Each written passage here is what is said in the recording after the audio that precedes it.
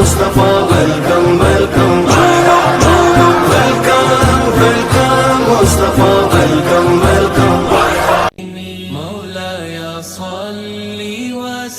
तो आज हम हजरत मोहम्मद सल्लल्लाहु अलैहि वसल्लम, उन पर शांति हो, उनकी शख्सियत पर बात कर रहे हैं, लेकिन थोड़ा हटके, एक अलग नजरिए से। हाँ, मतलब वो नजरिया जो गैर मुस्लिम विचारकों का है। बिल्कुल।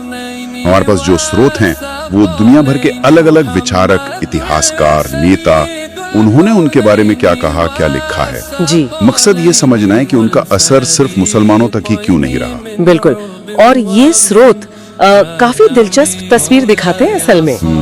आप देखिए तो हिंदू, ईसाई, यहूदी पृष्ठभूमि के लोग हैं, पश्चिमी दार्शनिक हैं, इन सब ने उनके जीवन और पैगाम के कुछ खास पहलुओं को पहचाना है, सराहा है। सही। ये सिर्फ तारीफ नहीं है, बल्कि ये विश्लेषण है कि क्यों, मतलब इतने अलग अलग लोग उनके किन गुणों से प्रभावित हुए। हाँ, तो चलिए कुछ जाने पहचाने नामों से शुरू करते हैं। जैसे महात्मा गांधी। हाँ, गांधी जी का जिक्र आता है।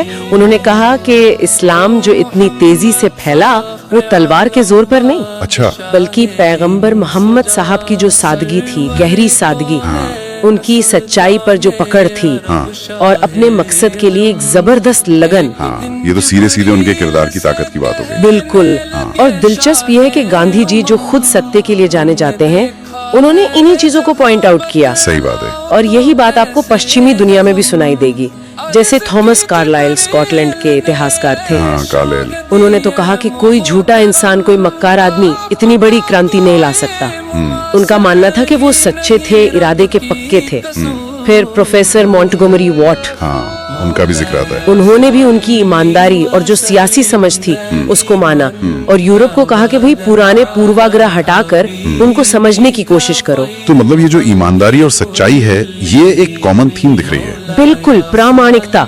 ऐसा लगता है इसने सरहदें पार करके भी लोगों पर असर डाला। अच्छा, ये तो हुई किरदार की बात, लेकिन उनकी लीडरशिप पर भी तो काफी कुछ कहा गया है। हाँ, नेतृत्व क्षमता, वो भी एक बहुत अहम पहलू है। जैसे माइकल हार्ट ने अपनी किताब द 100 में, उन्होंने तो उन्हें इतिहास का सबसे प्रभावशाली व्यक्ति माना। ये तो बहुत बड़ा दावा है। हाँ, टॉप पर रखा, और इसकी वजह भी बताई उन्होंने। हार्ट का तर्क ये था कि मोहम्मद साहब सल्लल्लाहु अलैहि वसल्लम अकेले ऐसे व्यक्ति थे इतिहास में जो धार्मिक और सेक्युलर, मतलब दुनियावी, दोनों लेवल पर कामयाब रहे। अच्छा, दोनों स्तरों पर। हाँ, एक नया धर्म लाए, उसे फैलाया, एक पूरी सभ्यता की नींव रख दी, एक मजबूत राज्य बनाया, और समाज को नैतिक और राजनीतिक दिशा भी दी।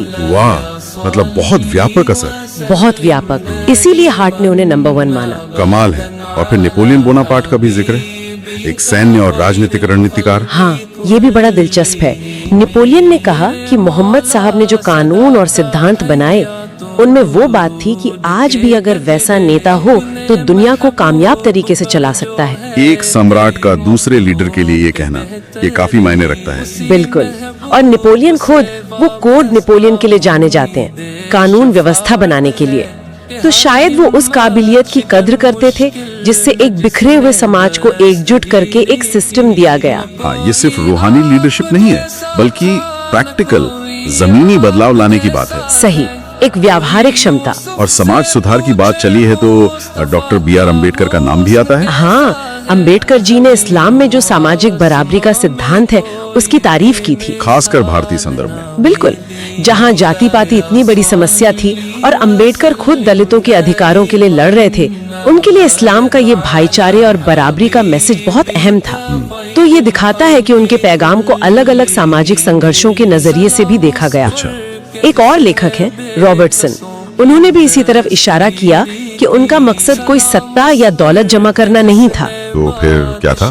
बल्कि उस वक्त के अरब समाज की जो बुराइयां थी, जैसे मूर्ति पूजा, बच्चों को जिंदा दफना देना, नैतिक गिरावट, उनको खत्म करना था।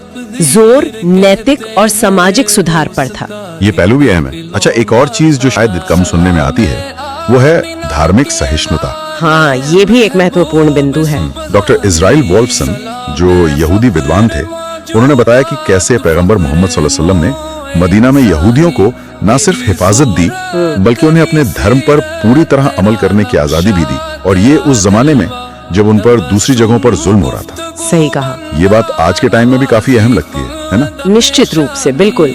ये दिखाता है कि उनके नेतृत्व में सिद्धांत और अमल दोनों साथ चलते थे, सिर्फ कहा नहीं करके दिखाया। तो आप देखिए कितनी अलग अलग बातें सामने आ रही हैं। गांधी की नजर में विनम्रता, सच्चाई, कार्लाइल के लिए ईमानदारी, हार्ट के लिए वो जबरदस्त प्रभाव, नेपोलियन के लिए कानून बनाने की सलाहियत, हाँ, अंबेडकर के लिए सामाजिक न्याय, वोल्फसन के लिए सहिष्णुता। हर किसी ने अपनी समझ और अपने मूल्यों के हिसाब से एक खास गुण को पहचाना। और टैगोर और टॉल्स्टॉय जैसे लोग भी हैं। जी, उन्होंने उनकी सादगी, उनकी सोच की गहराई और इंसानी हमदर्दी की बात की। तो इन सभी गैर मुस्लिम आवाजों को एक साथ सुने तो एक तस्वीर उभरती है कि हजरत मोहम्मद सल्लल्लाहु अलैहि वसल्लम की शख्सियत और उनका काम, उसका असर मजहबी दायरों से कहीं आगे तक फैला हुआ है। बिल्कुल, ईमानदारी, इंसाफ, लीडरशिप, सादगी, सहनशीलता, ये कुछ ऐसी वैल्यूज हैं जिन्हें दुनिया भर में अलग अलग कल्चर और विचारधाराओं के लोगों ने माना है, अहमियत दी है। हाँ, और निष्कर्ष शायद ये निकलता है कि उनके जीवन और संदेश में कुछ ऐसे यूनिवर्सल तत्व थे, सार्वभौमिक मूल्य थे, जो हर दौर के, हर समाज के लोगों को कहीं न कहीं अपील करते रहे। सही। ये सिर्फ आस्था की बात नहीं है, बल्कि उनके जीवन के जो प्रैक्टिकल पहलू हैं, लीडरशिप, न्याय, समाज सुधार, उनका भी एक आकलन है। और यहीं पे शायद एक सवाल सोचने के लिए छोड़ सकते हैं हम कि जब इतने अलग अलग किस्म के विचारक अपनी अपनी कसौटियों पर उन्हें लीडरशिप में, न्याय में, चरित्र में इतना ऊंचा दर्जा देते हैं, तो उनके लिए जो लक़ब इस्तेमाल होता है रहमत लिल आलमीन, यानी सारे जहानों के लिए रहमत, इस लक़ब का मतलब आज की इस जटिल दुनिया में